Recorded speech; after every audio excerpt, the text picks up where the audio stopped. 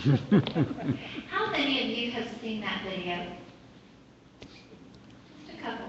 Just a couple. Do you know that video has been seen over 25 million times? And that kiddo is the spokes kid for the president. He's Mr. Kid President.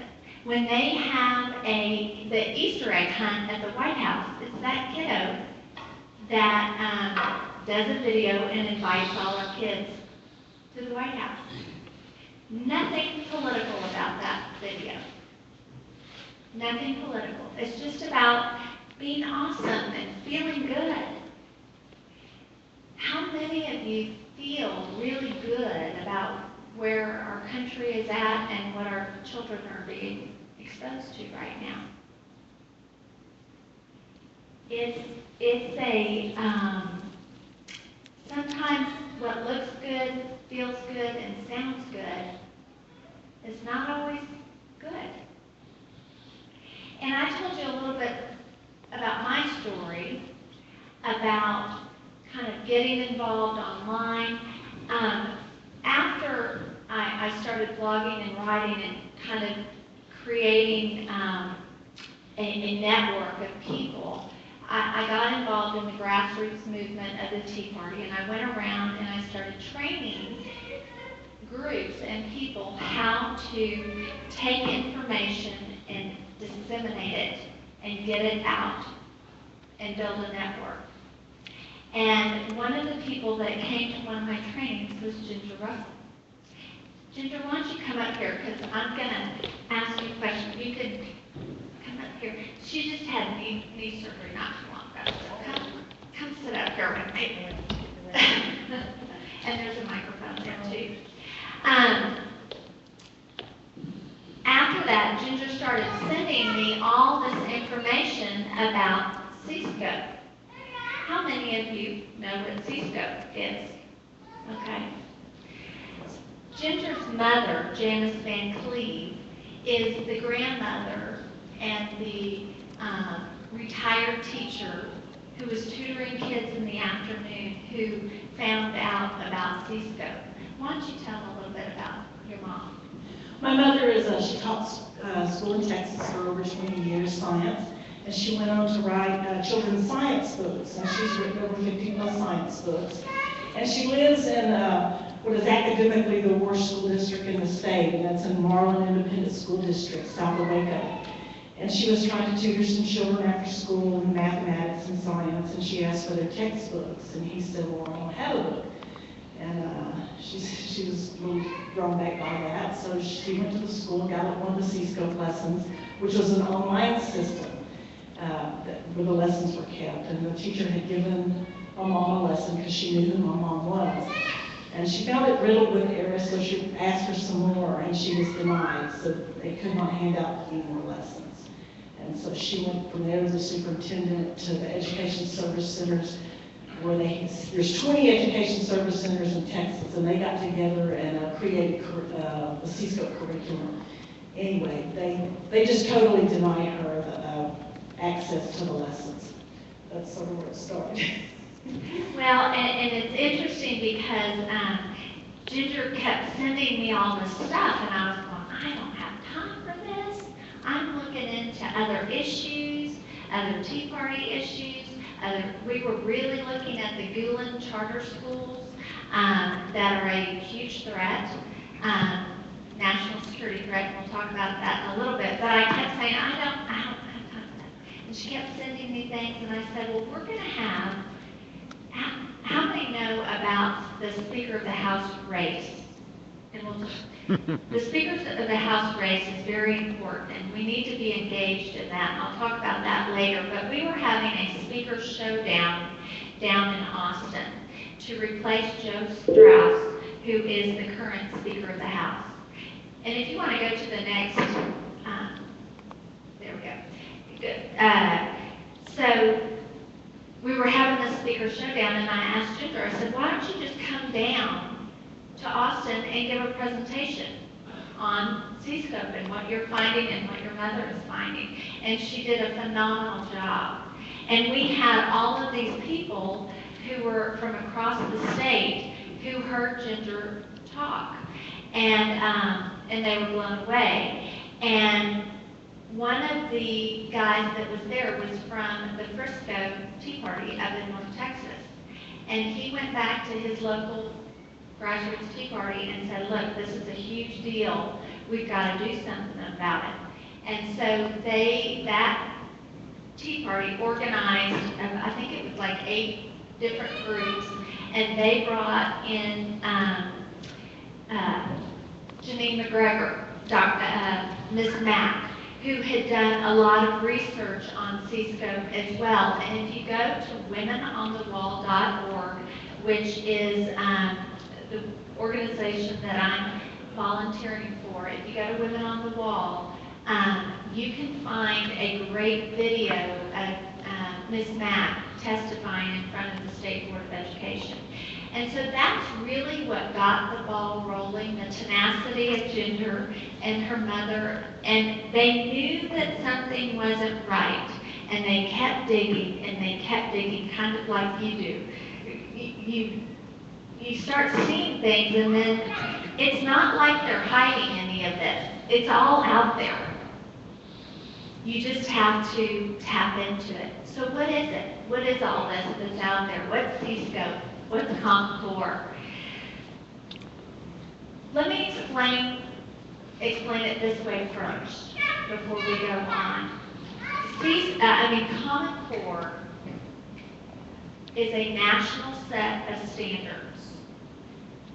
And they said that it was state-led by the Governors Association. But what we find out is that the Governors Association is a nonprofit organization out of Washington, D.C. And the Governors Association owns the copyright for the Common Core standards. And then you look at C-scope, which is what they uncovered. And we were looking at all the crazy lessons and the inaccuracy and the errors and the bias. We were looking at the lessons. And they kept saying, well, it's state-led by the districts. The districts are wanting this. Well, it wasn't. The 20 education service centers, their directors formed a nonprofit organization that owns the copyright to the framework and the assessments.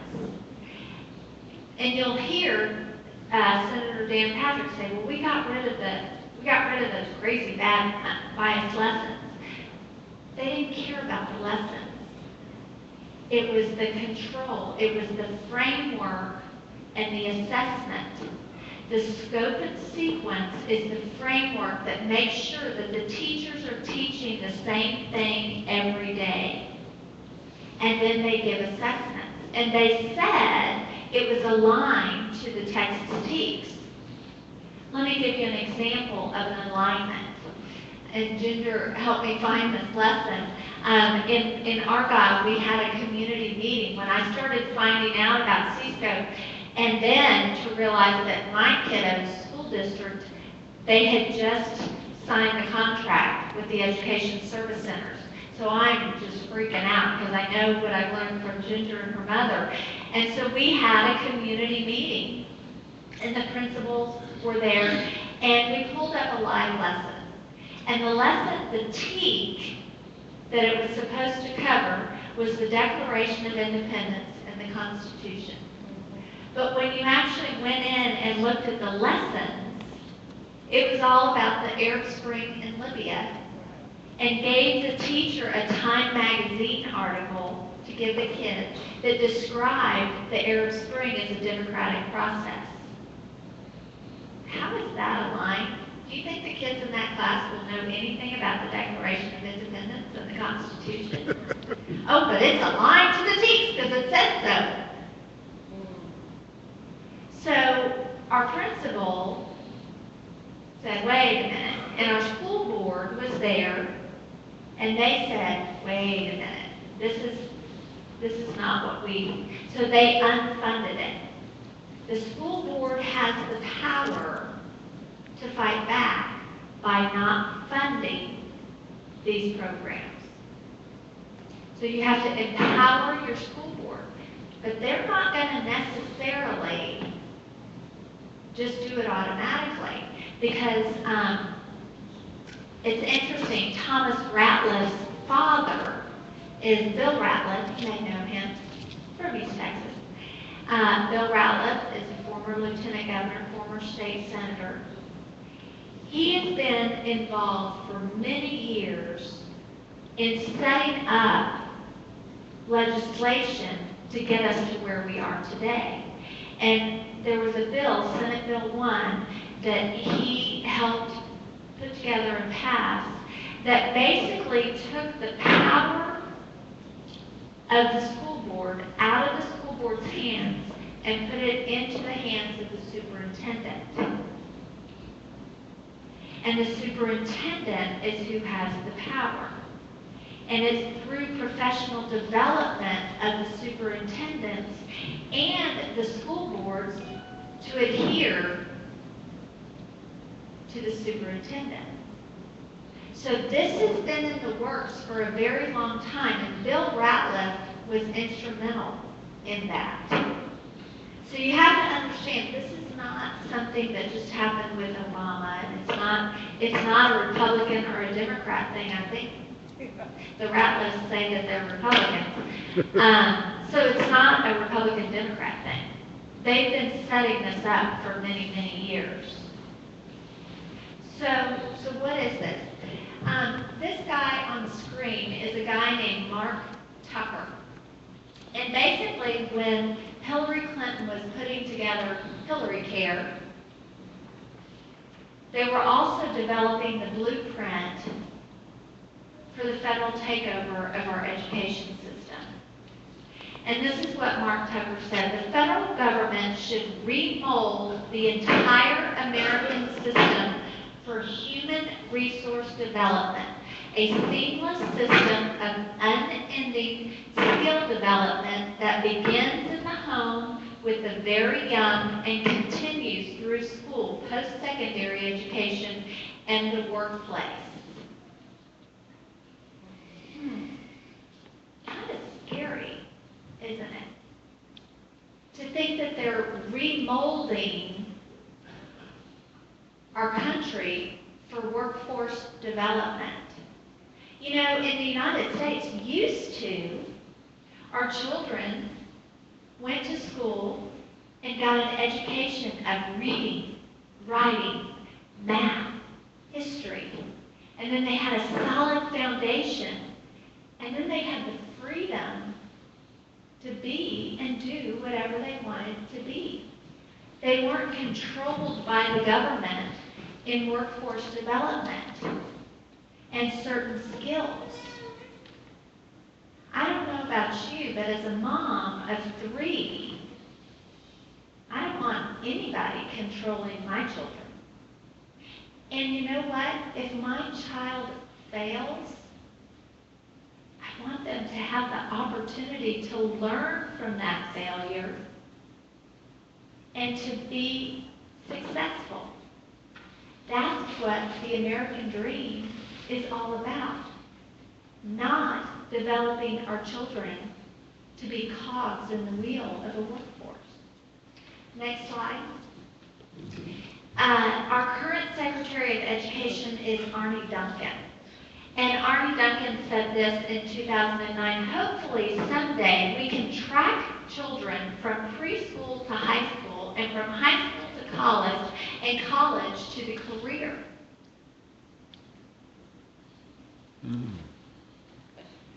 I don't want anyone tracking my child. Next slide. So they're tracking our children, but what are they tracking? What are they teaching? With Women on the Wall, we have started a campaign called the Can I See campaign. And we are calling on moms and dads and grandparents and taxpayers to go into your school and ask 3 questions. Can I see what you're teaching my child? Can I see how you're teaching my child? I want to know the professional development of the teachers. And can I see who's financially benefiting from the curriculum products that my child's teacher is being evaluated on? Now let me connect some dots for you. Next slide. We talked about the digital learning, and they are doing a huge amount of data collection on our children. And it's interesting because in Texas, we used to have the power and the stronghold on textbooks and what was actually in textbooks. We had a very extensive review process of textbooks, and because our permanent education fund was spent to purchase textbooks for our school districts, we bought so many that whatever Texas did, that was what the rest of the country did. Well, in 2011, Senate Bill 6 passed, and it was lobbied by Thomas Ratliff. And if you want to make an impact, you can go to impeachratliff.com and sign that petition. Let's put that in there too. Because Thomas Ratliff is on the State Board of Education until 2017. And he's going to do a lot more damage unless we impeach him. But Senate Bill 6 basically said that now that permanent education fund could be used for online curriculum. And it only had to cover 50% of the TEKS, our standards. And publishers no longer had to go through the State Board of Education and the review process. They could sell directly to the school districts.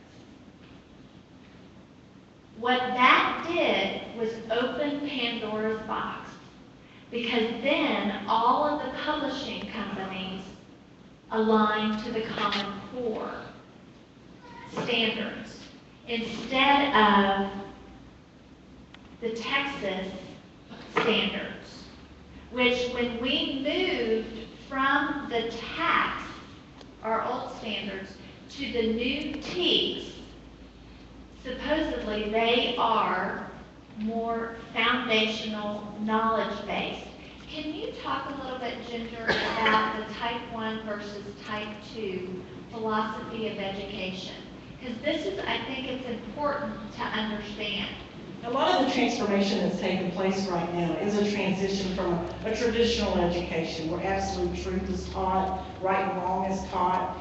And the type 2 is more open to collaborative learning, throwing out an open-ended question there where the children discuss, their own viewpoints, their own value system. It's like an example was they were studying the Constitution and the Second Amendment rights. Well, what do you think about the Second Amendment rights? Should we have it? Should we not? This was in elementary grades. They're not teaching the truth. They want them to learn in collaborative groups and feed off of each other's value systems. And you'll see more technology in the classrooms. It's rampant right now. They're calling it, what's the word that they're using? Collaboration. Project-based learning. Project-based learning. Project-based learning is a big word for it. And let me say, not all project-based learning is bad when a teacher is controlling it. When a teacher is teaching those type 1 traditional foundational where one concept builds on the next. In math, you learn addition, then subtraction, then multiplication. You learn that foundation. If a teacher, to be creative and wants to get her kids, after they've learned a concept, to collaborate, to bring the kids together on a project and make it fun, that's what great teachers have always done. So that's nothing new. Project-based learning isn't what, we grew up, doing a project. That's not, it's going beyond that. And it's just another word. They word everything. Outcome-based education was basically what project-based learning was, and we fought against the outcome-based education. And so it's just another social change, and it's just a more, I call it social engineering. That's what's going on in our schools today. So you have type 1, which is traditional foundational, where one concept builds on the next. And our Texas TEKS, our standards, are traditional foundational. But what's happened is we are going through this transition right now in Texas from that traditional foundational to, from the old TAKS, which were more type 2, and everyone was teaching to the test, to a more type 2 collectivist philosophy. The STAR is supposedly, and tell me what because I'm learning all this. Ginger's mother is doing a huge amount of research in looking at the old TEKS, or the old standards, and the new standards, and how our STAR testing. Talk a little bit. This is specifically in regard to math. We had a set of TEKS that were written in 2006 that the kids, that we had in the schools, and at that time they were taking the TAKS test, T-A-K-S. In 2012, they implemented the STAR, and they had the new TEKS to go along with the STAR, but they didn't implement it in our schools. They were holding on until we got the textbooks aligned with it. So the kids were taking a test, but were taught the old TEKS. And they did that for 3 years. And if I recall it right, in the spring of 12, I think they even just didn't even count the STAR scores, if I'm correct. In 13 and 14, they're still using the old TEKS in the classroom, but they have the new test, and the scores were bad, and so the commissioner just lowered the passing grade down. And so this year, they've now implemented the new TEKS. Now, Mom caught on to this within the last 3 weeks of what they've done, and TEA is calling her house, and this one blames it on this one, and this one blames it on the other one, and nobody knows what the right hand is doing in Austin. And the problem is, a lot of the Common Core math standards, or a lot of the professional development, I should say, of Common Core is coming out of the Dana Center in Austin. And they are doing this the new math, what you're going to see are, instead of your traditional foundational, they're going to bring in, through professional development through the ISD, a lot of these new progressive teaching strategies. And so unless you've got strong teachers who can stand up and teach like they know what they're doing. I was told that C-scope was put into place to weed out veteran teachers. Because if you don't comply, they're going to make your life so miserable. And then they bring in coaches to coach the new teachers. And it's all the new progressive teaching strategies. And the whole time, they're collecting data on your kiddo. In all this transition, someone asked me, why are we doing this meeting right now so fast? And I said, because time is of the essence. We don't have time to wait till the next legislative session. I have a 4th grader right now. He's never going to get this year back, ever. And now, because of HB 5, at the end of 8th grade, he's got to decide what pathway he's going to go on. Now, with all this confusion in the math, and the teachers are being controlled, and they don't know necessarily what to teach or how to teach or what the test is going to be. My child, who theoretically, maybe he knows math like this. He knows that 2 + 2 is 4. He knows his multiplication tables, but he's getting counted wrong because he's not going to sit there and draw the circles and the dots and take the time. Little boys don't do that. So now in 8th grade, He's going to be put down a pathway where maybe he'll be a vocational pathway because he thinks he's stupid and doesn't know math. When had he been taught properly by a great veteran teacher? And by the way, his teacher in math right now is really wonderful. I have to say that. She's working very hard. But she's working around all the mandates and trying to figure out what she can do. So he's going to be, my kid is that kid that's going to be put down a pathway. And he's not free to be what he wants to be or use his God-given talents. Dr. Jim Milgram and Dr. Sandra Stotsky were appointed to validate the Common Core national standards in English, language arts, and math. And they refused to validate them because they said, with this type of teaching, it will put our children behind 2 to 3 years in math.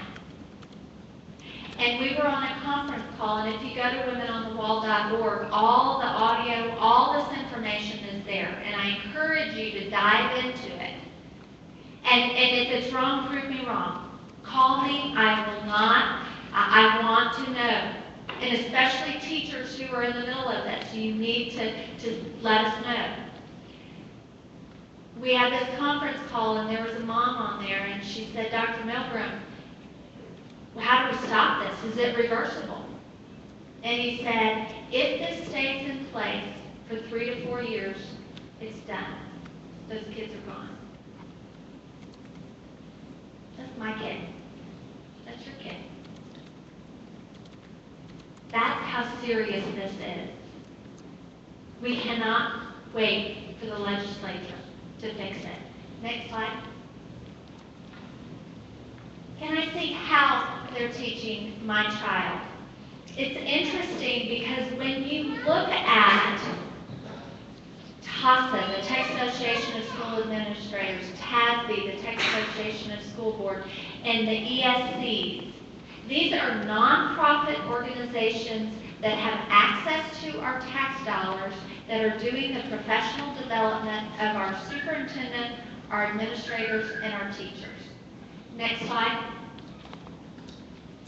And it's interesting because in Texas, you know, we passed a law, HB 462, that said no to Common Core. But what Texas has done is taken millions and millions of dollars from the Gates Foundation, from Pearson, or they're paying millions and millions of dollars to Pearson. So there's all this public-private partnership going on. So we can pass all the legislation we want, but it doesn't mean anything if they're coming in the back door. And one of the ways that they're coming in the back door is through the professional development of the teachers. And Educate Texas has partnered with the Teaching Channel. The voice of the Teaching Channel is Sarah Brown Westling. She's a high school English teacher from Iowa. She's the 2010 National Teacher of the Year. She hosts the Teaching Channel. So when your teachers are going online to find out how to do lessons, this is one of their sources. This is just one of many. But these are the kind of sources. Sarah Brown Westling, by the way, her hero in education is John Dewey. And she says we need 21st century teachers, not just adults teaching in the 21st century. When we embrace this open model of learning, the consumers of our curriculum will be the designers of their own learning experience. That's project-based learning. That's outcome-based learning. And I'll give you an example. In Capel ISD, they just passed a huge bond. They're building new elementary schools, but they're open concept elementary schools. The teacher is no longer the teacher and the authority figure in the front of the classroom. They are now a facilitator. A facilitator does not teach. A facilitator passes information along.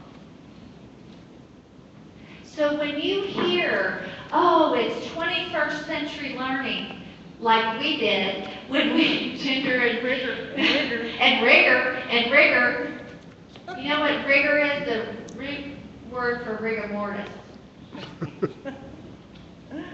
Yeah. Ginger and I had a meeting, you were there too, and we met with Governor Perry's education policy advisors, and they were telling us, you know, how wonderful 21st century learning was, and she wanted us to make a clear distinction that in Texas, we don't align to the Common Core national standards. But that's completely different from 21st century learning. No, it's not. It's all type 2 values clarification. It's the old outcome-based education. It's nothing new. So when you have good veteran teachers, they want to get rid of them. And it's interesting, I tell the story of our friend Brandon Darby, who, if you don't know Brandon Darby, he runs Breitbart, Texas. He's the chief editor. He was the FBI informant that stopped the bombing of the Republican National Convention in 2008. Did y'all know that that was happening? It was. There was a group that was organizing. And what's interesting is when they were organizing, they organized into 3 different groups. The green group, the yellow group, and the red group. The green group were just good, honest, hardworking Democrats who didn't agree with the Republicans, and they sent them to the convention to hold up protest signs. They weren't doing anything bad. They were just holding up protest signs. And then you had the yellow group. They were a little more radical. They were a little more in the know, and they were to lock arm in arm with PVC pipe to hold back the police. Then you have the red group. They're the ones that would actually throw the Molotov cocktail or throw the bomb. They were the ones organizing. What does this have to do with education?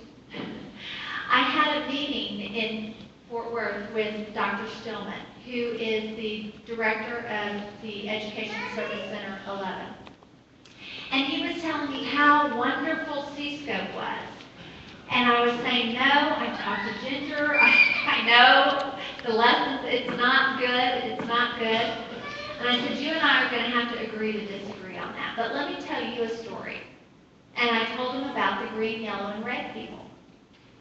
And I said, look, Dr. Stillman, I don't think you're bad, and a socialist, and a communist, and a Marxist, and someone that's trying to indoctrinate my kids. I said, you're from Munster, Texas. You got to be good. I said, but you're green. Your family's income is financially tied to you renting or selling my children's school district a flawed curriculum product. That is indoctrinating my children. So I don't think you're bad, but I think you're being used. I think you're green. And it's interesting, next slide, because when you start peeling back the onion and doing the research that you've done, that Ginger's done, and you start finding all these documents online, and you start looking, the picture becomes more and more clear of who the red people are, who the yellow people are, and who the green people are.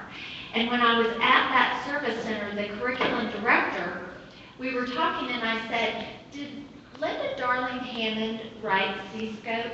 I think your mom or you found the PowerPoint. Yeah.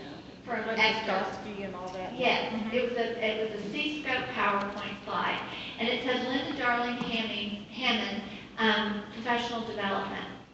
So I asked the curriculum director, did Linda Darling Hammond write C-Scope? And she said, no. It was written for Texas teachers, by Texas teachers, but they use Linda Darling Hammond's philosophy of education. And I said, really?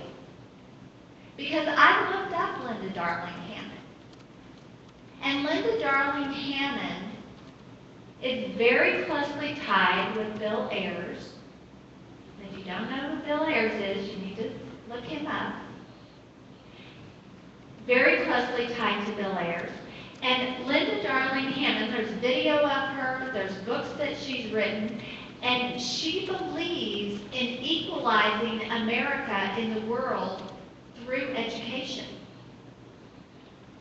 So I asked the curriculum director, is that what you're telling me that you're doing? That's what the big picture is here. And when we were at the Can I See conference down in Austin, it was interesting because the National PTA Association was hosting the National Convention. And when you started looking at all the sessions, they were all Common Core. They were all data collection. And we're like, what are you doing here in Texas? Get out of Texas. We said no to the Common Core. And so I learned from Ginger, and I'm a little rebellious. And so, you know, when you have that instinct of, I've got to stand, you know, I've got to do something. You empowered us, Rebecca and I, and we were like, well, what are we going to do? Well, we held a counter convention across the street from the National PTA Association. And Arnie Duncan was there. And Arnie Duncan was their keynote speaker. And so we were able to get Dr. Sandra Stotsky, Dr. Jim Milgram, Jane Robbins with the American Principles Project, Peg Lepsick, who's fought outcome-based education for years. They all said they would come, and they all came. And we had this incredible conference across the street, and it was funny because we had some moms who were in the PTA conference. They were sending us video and information, and one of the moms was in a session, and she said that our convention came up in this Common Core session, and they said, oh, those people, they don't even know what standards are. There's probably 8 of them over there. And one of the moms said, well, no, I went over there last night, and they actually had Dr. Sandra Stotsky and Dr. Jim Milgram, who were appointed to validate the Common Core standards and refused to because they would put our children back. So it's interesting because as all of this unfolds, you're going to see people start to speak out. And teachers start to speak out. And there are heroes out there, like Ginger, like her mother, like Mary Bowen down in South Texas, a 5th grade teacher who's been going around Texas speaking out about this. We have on Wednesday nights, every Wednesday night, we have a conference call. And all of you are welcome if you go to womenonthewall.org and just register. I'll send you one email a week, not a bunch, with the call-in information. Last week, our special guest was Brad McQueen, who is a teacher who's written a book. And what's interesting about Brad, he didn't know what this whole Common Core thing was. He wasn't against it, he wasn't for it, he didn't really know what it was. But he was a part of the writing team in Arizona that wrote their state tests, like our STAR. And then he got put into a group that was sent to Chicago to write the PARCC tests. Now what they've done, you have the Common Core National Standards, and then you have these tests, a consortium. And there's two assessment consortiums, PARCC and Smarter Balance. And he was put on the PARCC team. And when you listen, and this is the book that he's written, The Cult of Common Core, and you can get it on Amazon for $6. It's worth your time to read it. It's very easy to read. You can listen to our interview with him. He talks about who the red people are specifically, and how they are organizing this, and it's based on the assessment. Whoever controls the assessments controls the curriculum. And then they're evaluating our teachers based on the assessments. So they're controlling our teachers. Next slide.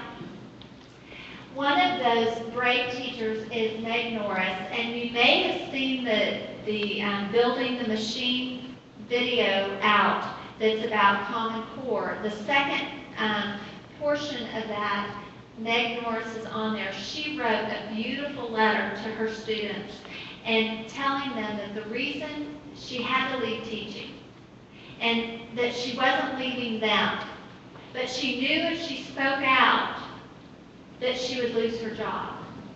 So instead, she said, instead of sitting here and forcing you to do this, because she had children who were harming themselves, she knew what she was forcing them to do was developmentally inappropriate.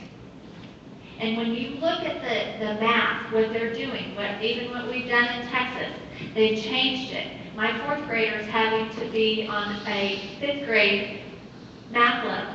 Those teachers, they can't possibly do it all. So she wrote this beautiful letter. We've had her on our radio show and on our conference call several times. You can listen to the audio. But there are teachers who are beginning to speak out. In Louisiana last week, Governor Jindal passed an executive order protecting teachers who were speaking out against the Common Core. My question is, where's Governor Perry? I have tried. He is AWOL, let me tell you. He's not responding. He is AWOL. Yes, sir. I did hear Greg Abbott say that he's going to kill Common Core. He said he's going to take say it a lot down. of. Yes, and I do think that Greg Abbott is, I'm hopeful. But that's why you're here.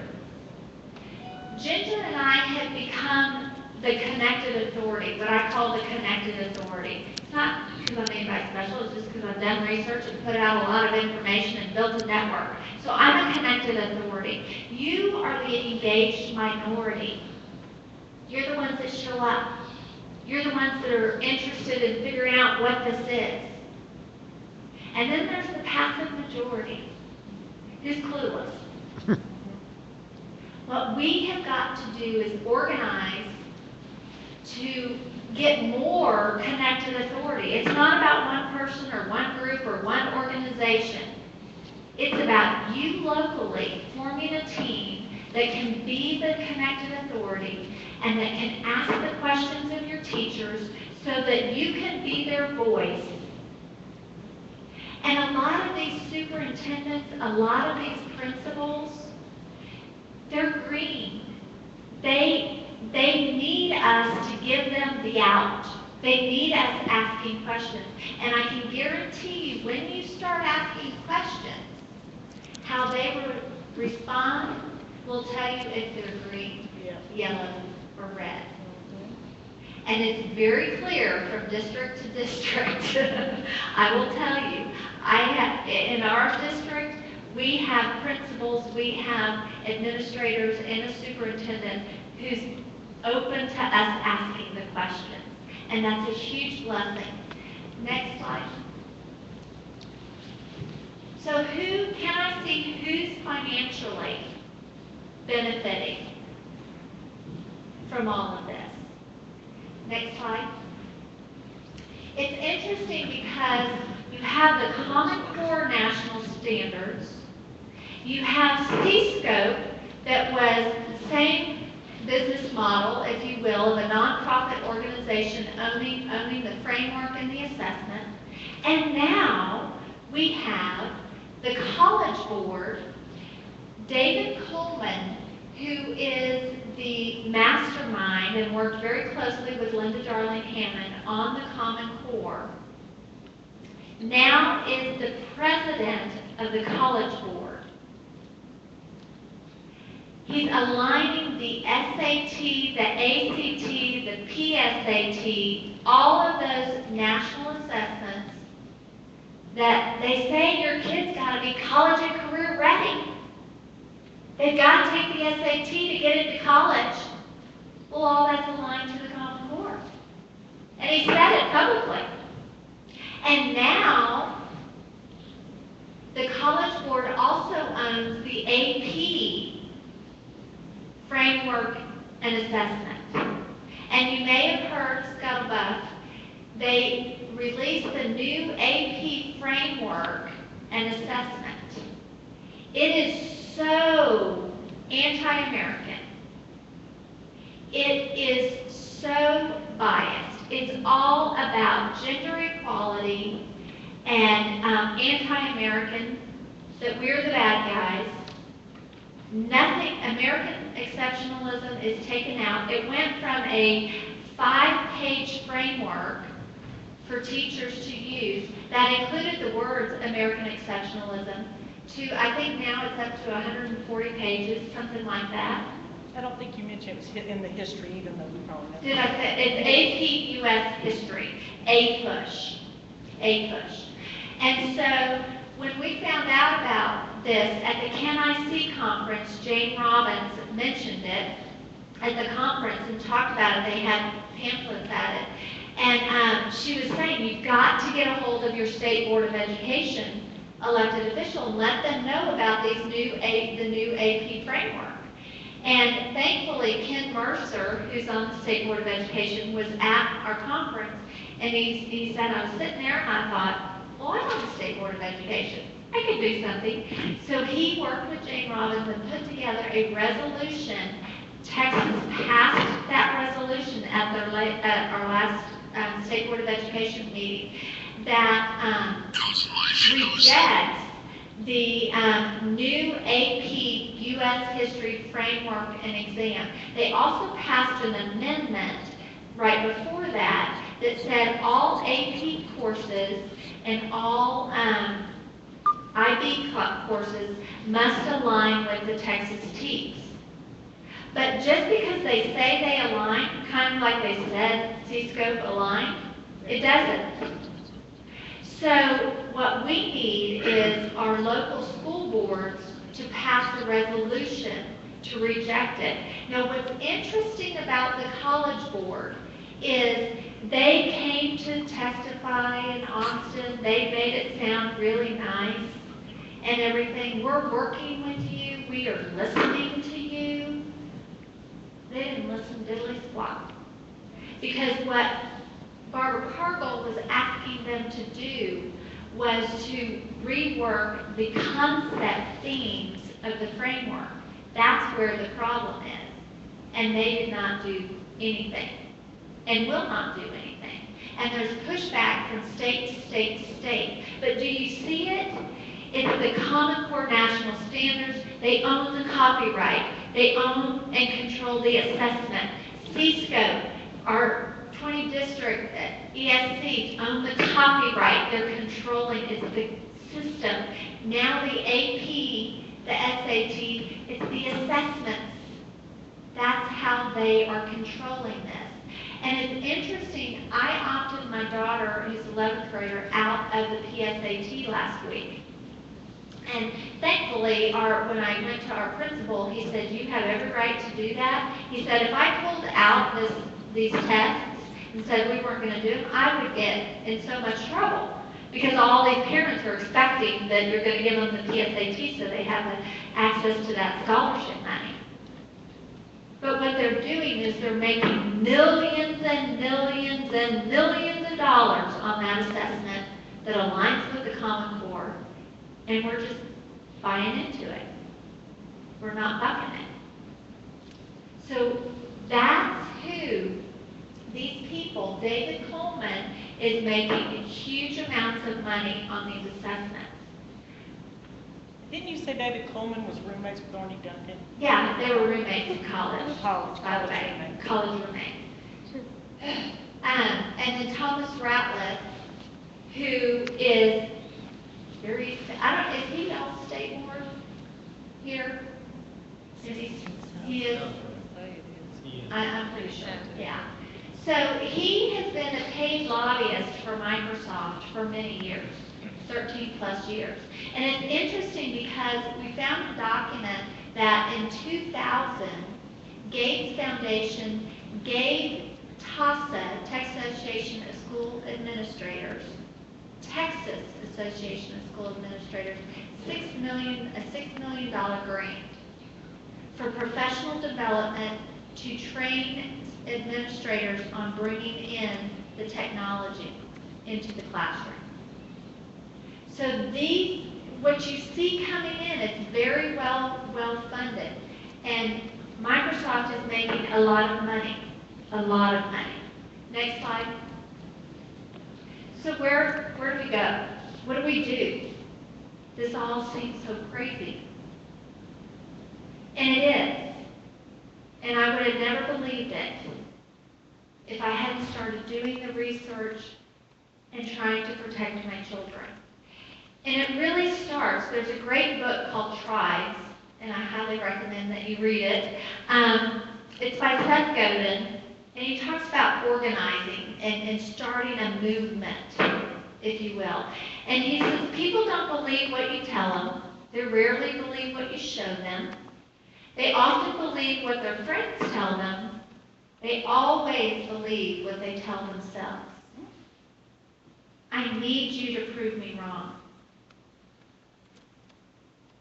Because when you start doing the research and you start seeing it, I think we're going to go from asking, can I see, to I can see. I can see now. I can see the big picture. And it begs the question, what's the best way to begin the conversation here in your local community? We have got to fortify our local community. Let me tell you something. The big picture here is, I think they'd like to collapse the public school system. And that would be very scary. Because if everything goes to charter public schools, they're public schools, charter public schools, private schools, or what they're calling now community wraparound schools, which is what the Texas Teachers Union is endorsing. All of those are run by an appointed board. An appointed board is beholden to whoever's giving the money. The power that we have, that democratic process, is a locally elected school board. If we don't like what's in our schools, we have someone to go to and say, change it or I'm taking you out of office. If we collapse that, you think Arnie Duncan's going to answer our call? And you'll hear there are groups, TAMSA, who will say, get rid of the STAR, get rid of the STAR, get rid of those tests, get rid of those tests. Sometimes what looks good, sounds good, feels good is not so good. Because TAMSA, that group here in Texas, is closely aligned. They were the ones pushing for HB 5, and the narrative was, get rid of those tests, get rid of those tests. But what do they want to put in place? And what they said is they want to put the national assessment in place. Let me give you, before I close, one thing to look for, because this is something that I found in Argyle. And it showed me that my superintendent is green.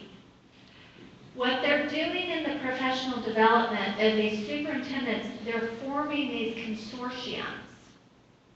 And so Argyle joined a 14-district consortium. They hired a grant writer to apply for Race to the Top money. That's the Common Core. Now they can go around our legislature if it comes, and they'll say, Thomas Ratliff will say, local control, local control. Region 7 already did it with Chapel Hill, and she had a meeting with 20 superintendents, one of which is from Whitehouse. And they've already done it. They joined the consortium 2 months ago. They're already writing the grant. They've already got going. There you go. If Whitehouse is in that consortium, that's your power right there. And I have the documents to show you, because what they do, when I asked Dr. Wright, what are you doing? This is the line you need to Common Core. And she called the grant writer, and the grant writer said, it doesn't say Common Core anywhere. Doesn't have to. It doesn't have to. It says college and career ready, and what it aligns us to is smarter balance. Smarter balance. And see what happened last session. Texas passed HB 2103 that sets up 3 education research centers in the state of Texas. Why that's dangerous is because Obama changed the regulations on the FERPA laws. He didn't change the law. He changed the regulation on the FERPA laws to say that in the name of education research, third-party entities have access to our children's personal data without parental consent.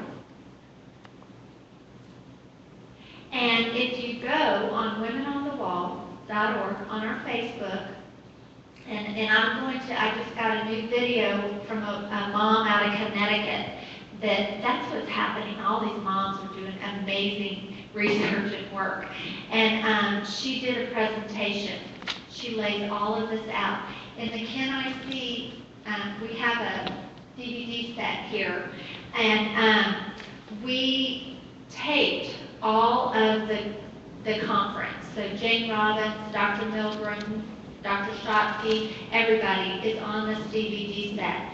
What I'm telling it, and it was, I think they were charging us like $299 a set. It was way expensive, and they brought it down to $99. So if you want a set, you could. We didn't pay them to come. They make their money and get their money back from selling these. But you can purchase this. And what I'm telling people, instead of donating to candidates, donate this to the candidate and say, you won't get another dime from me until I know that you watched this and that you understand who these people are and how they're taking over our state. So that information is here. But if you go to Women on the Wall on our YouTube channel, you can find a lot. Some of it, like Jane Robbins on the data collection, I've taken that portion out and it's on YouTube. There's a lot of information. This woman from Connecticut, this mom, lays out completely the P20. And that's what HB 2103 is. It sets up a P20, P20W. P stands for preschool through the workforce. Preschool through the workforce. So they can collect data on our children. They can go back 20 years legally because of HB 2103. And they're collecting all this data without us even questioning it. We need people to question it. We have to. And it is very scary when you look at, for instance, HB 5, that was passed overwhelmingly by Republicans and Democrats, that sets up these 5 pathways to graduation. So if a kiddo is on an IEP or gets in trouble, we were talking earlier, now they're bringing all the laptops in and the iPads in. The district can't guarantee you that a child can't access an inappropriate website. But let's say your child is, like any of us probably were at that grade, and we pull up something, inappropriate, and you get caught, and you're disciplined, that's on your record. P20W, through the workforce. So you're going to get a job, and they say, well, let's look at your education portfolio. Oh, it looks like you pull up inappropriate information on the internet.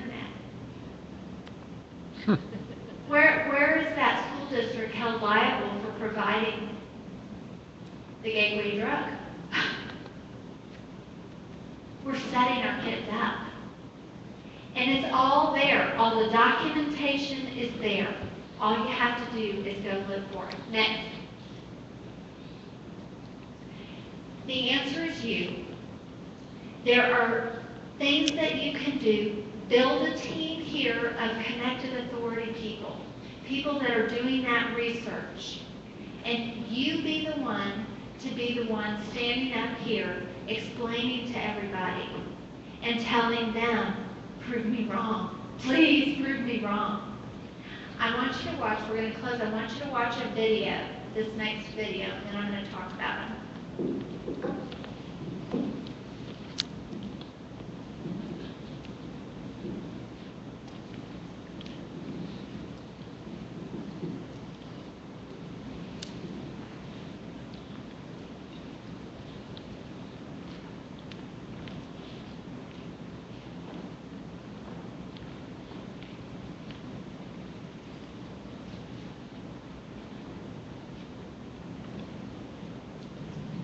The only thing that matters to me is 27 million Texans, and for those coming after me, for the posterity of our state.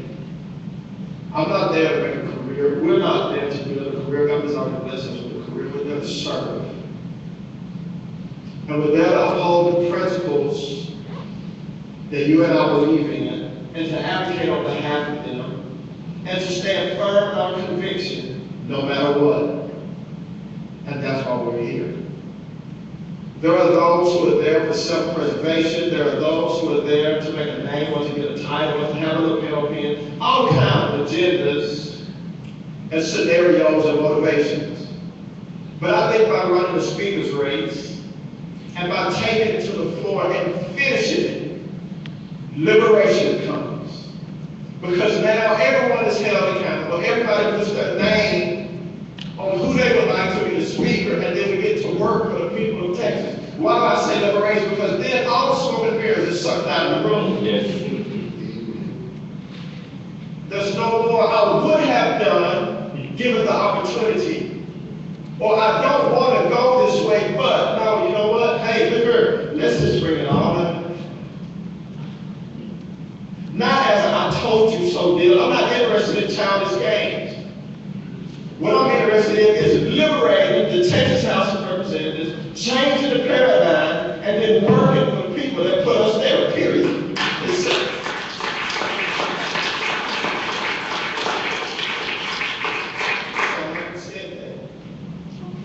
The mindset of our House, of the legislators, has to change. And the only way to change mindset, the only way to bring about transformation, or reformation, is if you get in the game. Y'all all know I was blessed to play in the NFL. And my rookie year, I played for the Washington Redskins, who, by the way, played the Cowboys tonight. Who got beat by Colt McCoy?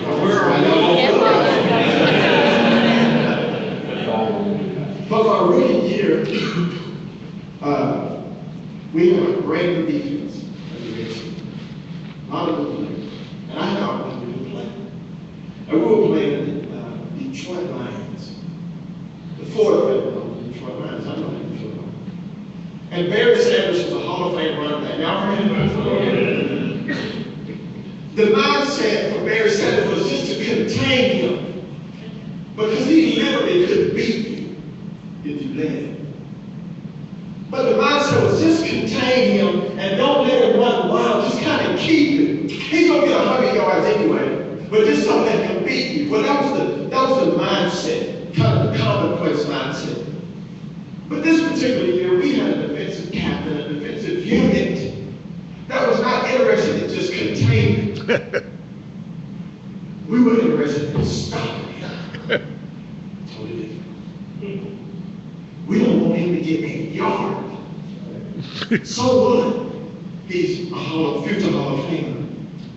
This is our house. We get paid to be out here. Not to contain him, but to stop him. Are y'all ready? Amen. I say that because through years in politics as a whole, we've had the containment mentality. Let's just try to keep everything from getting too bad. Are y'all following me? Let's just let it work out in time. Let's just try to get 1 or 2 in the election. We can't get it all at one time.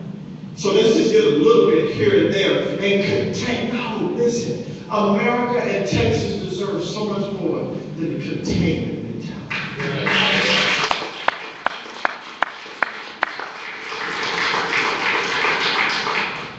That goes for local, for state, and for national.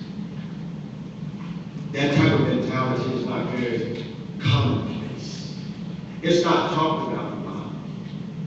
But if you look at the founding of our country, if you look at the bedrock principles that we have, when America got her independence, it was not by a containment mentality.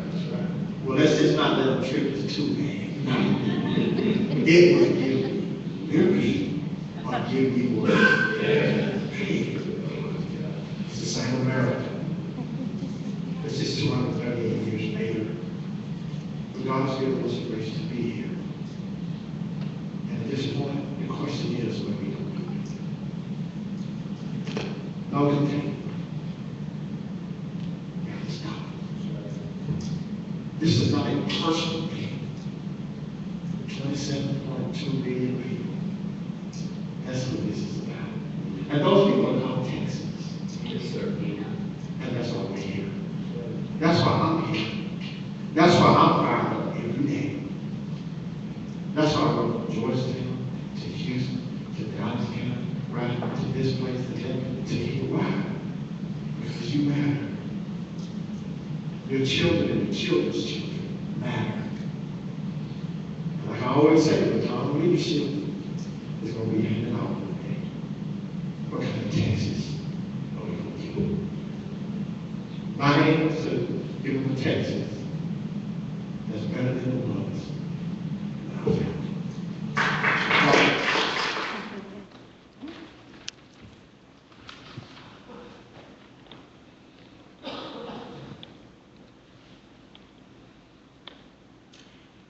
You know, there are things that we can do legislatively, like more protection on our privacy, fight, like with the tools that you're fighting.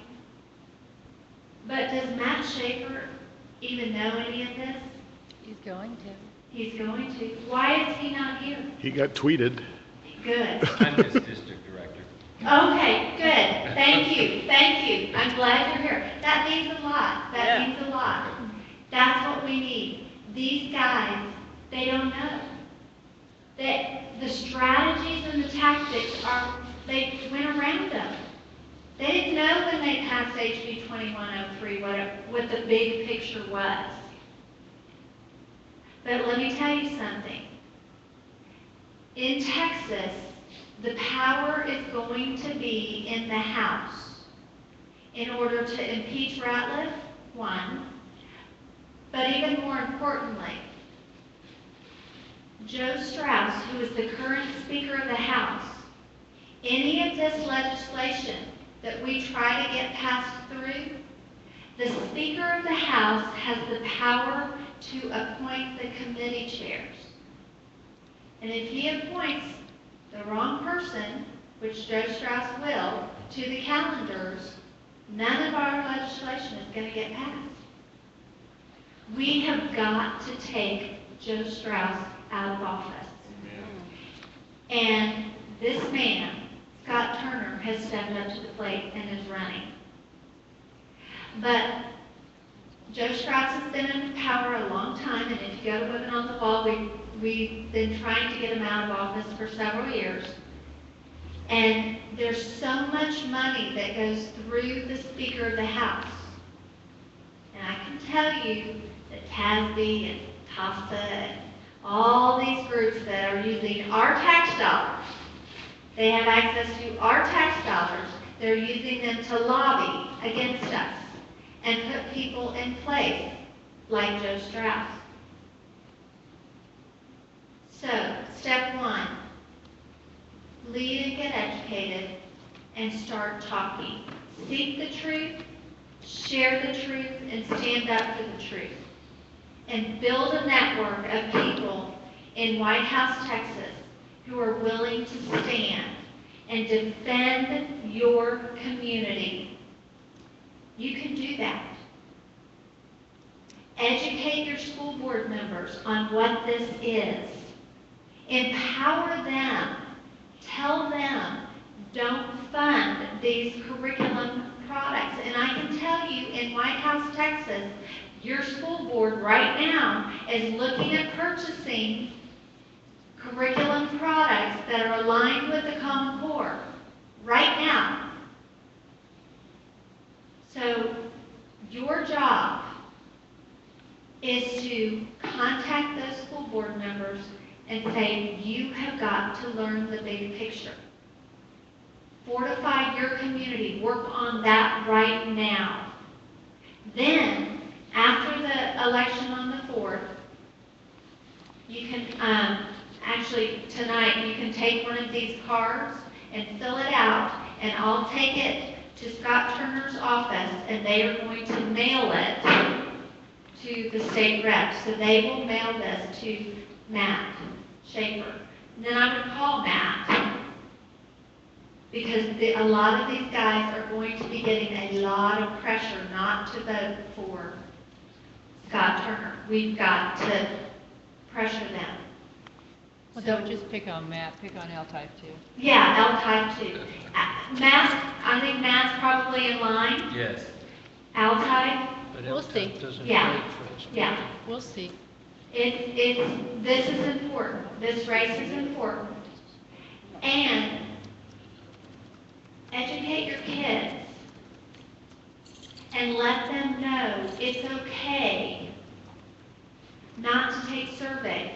It's okay. If you don't feel comfortable, call me and I'll come and get you.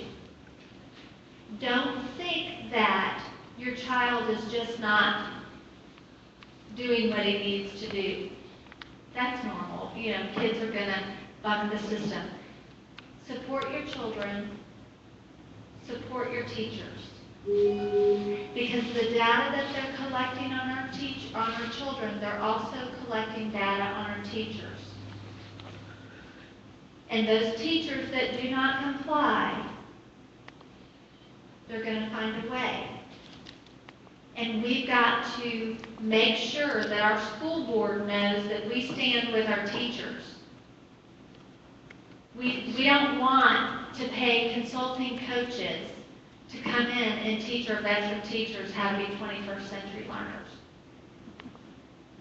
Stand with your teachers. Are there any questions before we close? Tell them about C-Scope. It's been renamed. C-Scope has been renamed. It's still in existence. It's called TEACS Resource Services System. System. TEACS They're Resources. still selling the scope and sequence and the assessments. It's still here. TEACS Resource System. System. And let me tell you one last little caveat.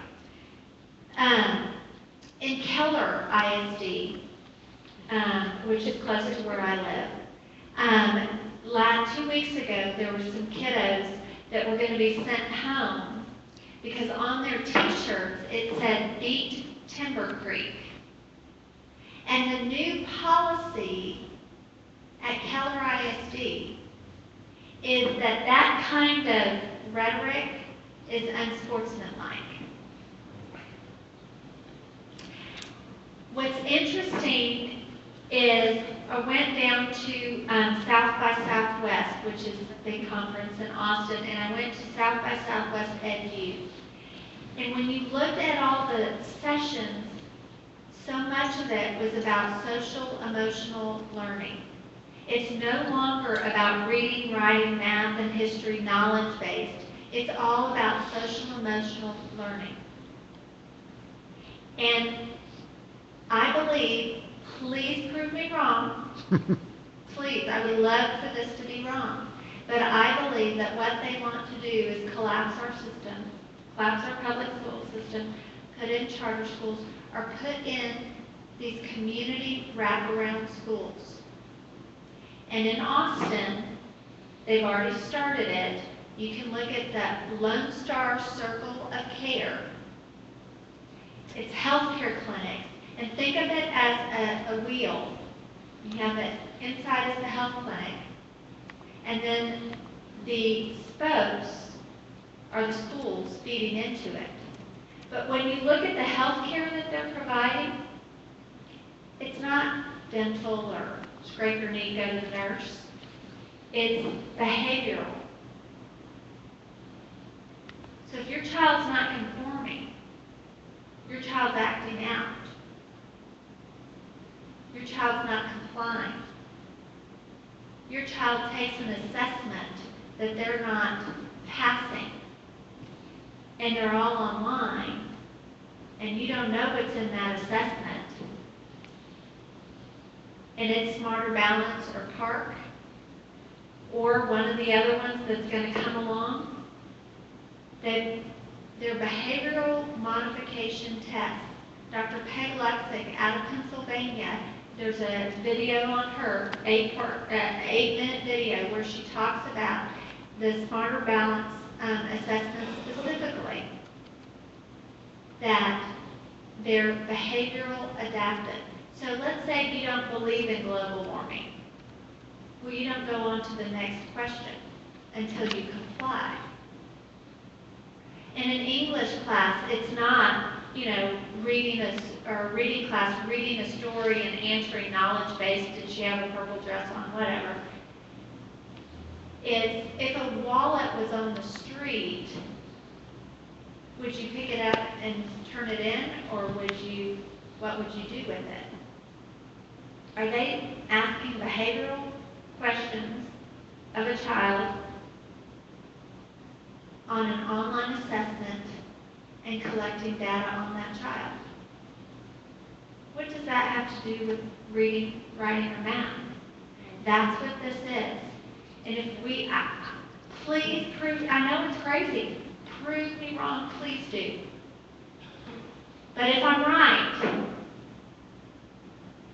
you're going to regret it if you don't fortify right here, right now, while you still have the power and you still have a school board that's locally elected. And they're getting rid of cursive. They're getting rid of cursive. There's so much out there. What we have done, and what is the name of the Facebook group? There's a closed Facebook group. Oh, for us? Uh-huh. United Parents Taking Back Our Schools, I believe. Yes, United Parents Taking Back Our Schools is a closed Facebook group, and you can organize. Connie's putting great information on there.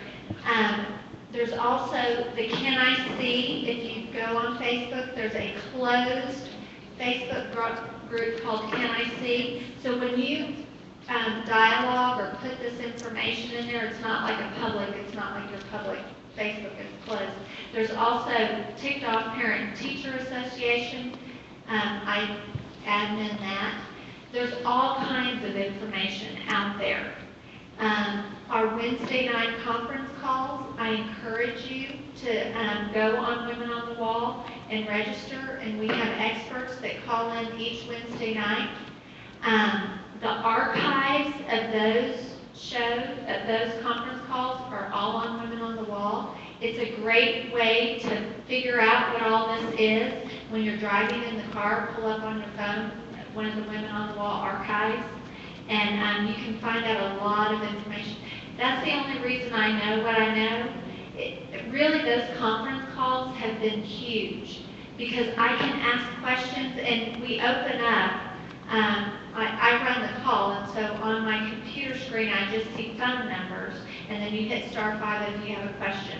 I have a lot of teachers that listen in on that conference call and text me information or speak up on the conference call because they don't want to be identified. We have a great group from Northwest ISD that's doing some incredible work.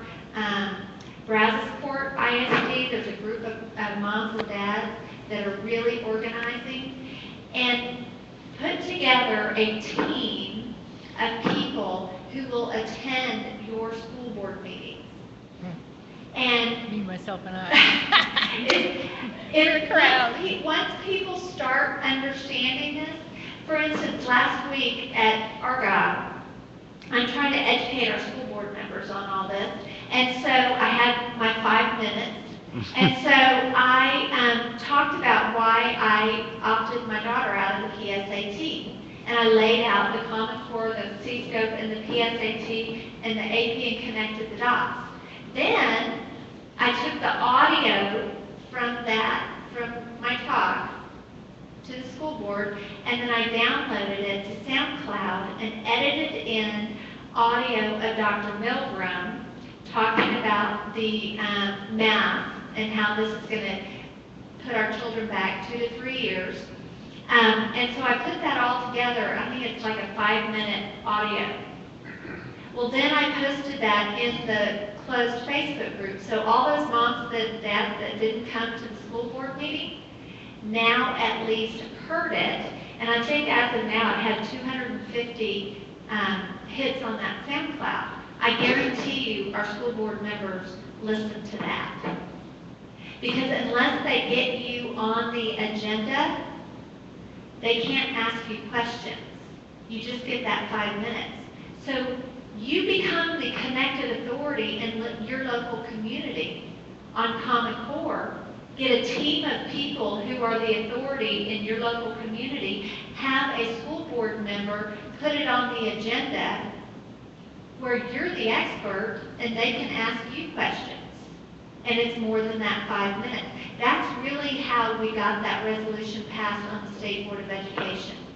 Because Ken Mercer was able to get the resolution on the agenda, and then they were able to take public testimony, and they were able to ask us questions. And so we had Janine McGregor testify. We had, all this is on Women on the Wall, Mary Jane Smitherman, who's a mom, who testified. She was brilliant. She cleaned Rattle's clock. I love it. But anyway, she had a side-by-side comparison of the old AP framework and the new AP framework, and of her 4 kids, they've taken 41 AP classes. I'm sorry, she's an expert. She's an expert. And so they couldn't refute it. Those are the kind of tactics and strategies that we need to take and understand that our school board members, our administrators, our principals, our teachers, a lot of those people that are in it, they're green, they're just being used. They're not the bad guys. And so we've got to be their voice and be able to use strategies and tactics to expose it and give them an out, give them a reason to stand in this community, and follow what Ginger's doing. Red Hot Conservative. RedHotConservative.com. RedHotConservative.com, and then your mom's website, because she's got great. TXCScopeReview.com. TXCScopeReview.com. There's Women on the Wall. On Breitbart, Texas, they're covering it. Meryl Hope has written a couple of great articles. HB5 in particular, connecting HB5 to Common Core. She's really looking at the bond issue and how they're using money illegally, basically, allegedly illegally. And so there's a lot of information, and then go to your state reps, go and educate them and make sure that they know what the big picture is. Go to your presidential candidates, namely Ben Carson. Yes, He's exposing it. Ben Carson is exposing it. Watch what Bobby Jindal is doing. I don't know who's advising Bobby Jindal, but I'm on board with them. and we need to be pressuring, forget about Perry, he's a lost cause.